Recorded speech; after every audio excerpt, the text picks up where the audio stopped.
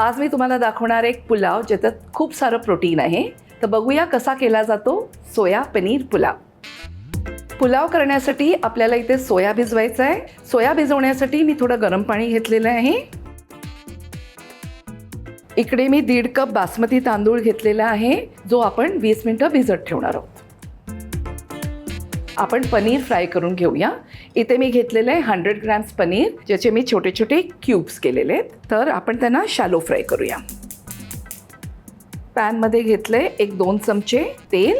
तेल गरम झालंय, त्यात जातील हे पनीरचे तुकडे. पनीर फ्राय करायचा हेतू असा आहे की आपण जेव्हा त्यांना पुलावमध्ये घालू तर ते क्रम्बल होणार नाही किंवा तुटणार नाही.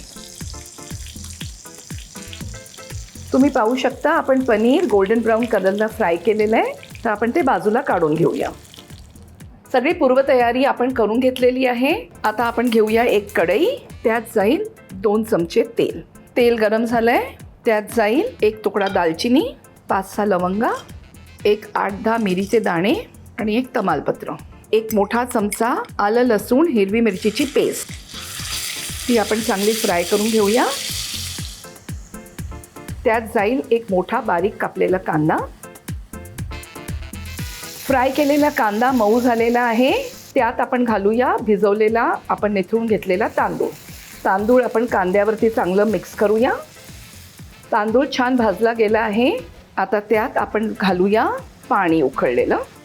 तांदळाचं आणि पाण्याचं टेम्परेचर 1 असल्यामुळे भात अतिशय फुलून छान येणार आहे. मंद आचेवर आपण हे 5 मिनिटं शिजवून घेऊया. 5 मिनिटं झालेली आहे. बघूया आपला तांदूळ शिजलाय का. तांदूळ ऑलमोस्ट 3/4 झालेलं आहे. त्यात आपण आता घालणार आहोत सोया. पाणी निथळून घेऊया. त्याला आपण छान मिक्स करूया. चवीपुरतं मीठ जाईल ह्या भातात. मिक्स. त्यात जाईल हे फ्राईड पनीर. त्यात जाईल हा स्वीट चिली सॉस 2 मोठे चमचे. आता मिक्स करूया. तुम्ही पाहिलं या पुलावमध्ये काही मसाले गेले नाही आहेत म्हणून मी काही फ्लेवरसाठी ह्याच्यात स्वीट चिली सॉस घातलेलं आहे. तुम्हाला पाहिजे तर तुमच्या चवीप्रमाणे तुम्ही कुठचंही सॉस घालू शकता. तुम्हाला हवं तर tomato ketchup, green chilli sauce, barbecue sauce थोडासा फ्लेवरसाठी ॲड करू शकता. तर आता हा पुलाव झालेला आहे. आपण त्याला सर्व करायला घेऊया. त्याच्यात आपण थोडीशी गार्निशसाठी कोथिंबीर घालूया.